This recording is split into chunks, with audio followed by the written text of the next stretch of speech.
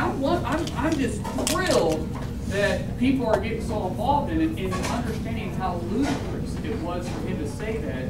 But then they better look deep. They better look deep. What he believes. It's in his gut.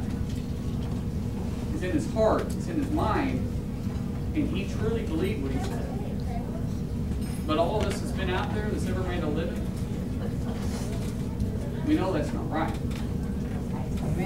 I mean,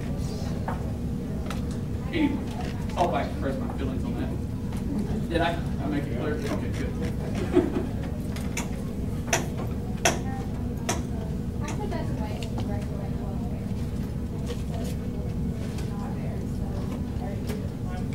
First of all, you've got to get a lot of them out so you can handle it. I mean, right now it's so large. It's so out of control. I mean, it's not just with welfare, but also with unemployment and now disability being completely taken advantage of. You have got to go in there and make people earn it to a certain extent. I mean, when they started telling people, when they started coming out with the thing and wanting people to work 20 hours a week, if you're not willing to work 20 hours a week, or 20 hours a month, I'm sorry, it's 20 hours a month, 20 hours a month, and they're saying it's going to cause a hardship on that family if they work 20 hours a month. I'm thinking, man, there's days I put that in. And they're saying it's going to create a hardship. If they're not willing to put a little effort in, that should be the person. The second one should understand, are they taking advantage of the situation? And the only way you can do that is you have to truly understand the person you're dealing with. And everything should have a time stamp. We're helping you out this amount of time, and we expect you to do A, B, and C to keep it. And as long as you hit A, B, and C, and D, you're on your own, then it's accountability. And there's zero accountability with these social programs that are out there right now. Zero. There's nothing. I mean, did you guys get hit with that flood a year ago, Easter? Did you all get hit with that here? Yeah. Did you? Okay. Well, in Adair County, including my own bridge, it got washed out. I mean, I had to get a trico to get back to our house. But all the bridges, all those, well, we call them bridges, but they're usually low water bridges, little slabs. All of them got washed out. Who built those? I mean, how long ago, huh? County. Most of ours was my granddad. WPA. There you go. Yeah.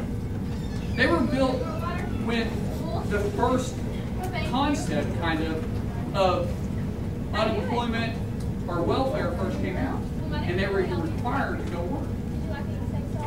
The infrastructure was built that way. There's a lot of stuff that can be done, but we're trying to be politically correct. We don't want to cause a hardship on somebody. I'm sorry. I really am. I mean, I had a meeting this morning with a few of my employees that lost everything in the Mounds fire. I mean, lost everything. And I had a meeting with him. I had one guy, he's been working for me over 10 years, and he called me last night and he says, Mark, I just need to visit with you. He said, I need some help getting this rock off my chest. And kind of find out, not only did he lose, but his mom lost everything, his in-laws lost everything, everybody lost everything. He wasn't wanting FEMA to come in and rescue him. He just wanted somebody to tell him, man, it's going to be okay. Man, we're going to take care of this. That's what we're here for. We're here to step up and take care of our family and our friends, right? I mean, that's not the government's job. And so the American people have to get involved in it too, but we get calloused. I mean, we know that these people that are walking in, Pastor, how many people come into your door and you say this is the first time they've ever came out here looking for a handout? Or do you go, oh my goodness? I mean, seriously.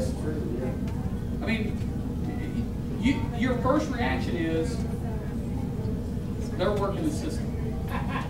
They've been to every church in the community, they've been to everything, and now they're to me. But it shouldn't be that way. When they come to us, we should think, they're down on their luck. Because it should be shameful to honestly be there. So I think the best way is accountability.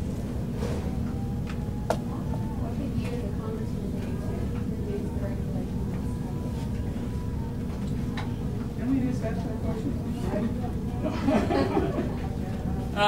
You know, you got to take it one piece at a time.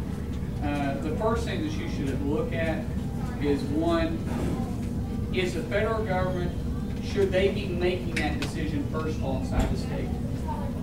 And because there's so many regulations, I believe, that jump completely over the Constitution and jump completely over the 10th Amendment, and it jumps into regulations that shouldn't be regulated from the federal level to begin with. Then we got to start paying attention to the fact, are they benefiting? Are they serving a purpose? Because so many things we do is redundant. I'm not saying all regulations are bad. Don't give me, I think there should be accountability. But where it gets into a problem is, say I'm dealing with DEQ with the issue. Just bear with me. First of all, I started with the city. Then the city said, well, no, this isn't a city issue, this is a county issue. So I got to deal with the county. And I get everything input through the county, and I get it inspected to the county, and the county says, oh, wait a second, DEQ wants to look at it too. So DEQ comes out, and they set a whole new realm of rules on me. And I've got to comply with those rules. And then DEQ walks out and says, oh, by the way, this guy in the hard hat over there, he's an EPA, I call them agents. He's gonna come in and he's gonna look at it too. And I've had to go through 3 barriers, 4 barriers, 5 barriers to get one job done. And each time I'm playing by a whole other set of rules. There is a way to communicate these days, but our government hasn't caught up. Our government has an idea that there's always a different way we can do this, and they're just the better. Let's put this committee on it. Let's put this agency on it. Let's do this. And what ends up happening is that's what we're doing right now. No one knows who to answer to. No one knows who's going to say the final answer. No one knows exactly what it's going to take. And we have to bring that in. And it wouldn't be hard to do that. It would be the best thing that could happen right now to get this economy on track would say, I mean, just tell us, as a business owner, I'm sitting back on the business side, not running for office right now, if they were just to tell me, I am not going to put any more new regulations on you for a period of 18 months. There won't be another new reg that is passed for 18 months on your industry. I'm telling you, I could go out and bid a job knowing I could bring it in 3 months for that, or knowing I could bring it in for 6 months. And then just appease me and say you're going to look at the one that's on the books and see if they really need anything. How about we go audit these agencies? Find out the duplications, find out the agencies that are crossing each other's paths, and start making it where it's simple and easy to comply with. That would be the easiest way to do it. Start repealing these small regulations one at a time. Yes, sir. How do you feel about the Obama administration trying to take TRICARE and either triple the rates or remove it from the military entirely and veterans benefits? I'm not as familiar with that as I need to be. I don't know, but and so explain to me a little bit more about what you're saying. Well, Obama considers the military to be a volunteer workforce. I now do understand that.